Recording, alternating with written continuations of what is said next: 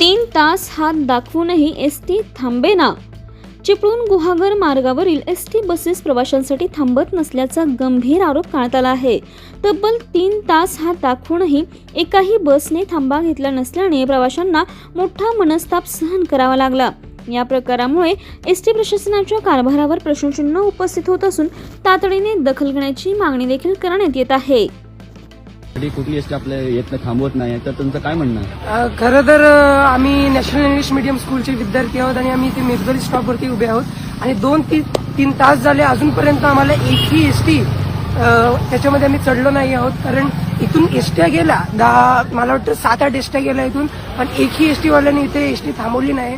मला कळत नाही की एसटी न थांबवायच्या पाठचं कारण काय रिझन आहे ते मला कळत नाही. म्हणून मी तुम्हाला विचारू इच्छितो की तुम्हाला काय वाटतं की हा स्टॉप आणि विद्यार्थीसाठी एसटी का नाही थांबवत आहेत, काही रिझन असेल?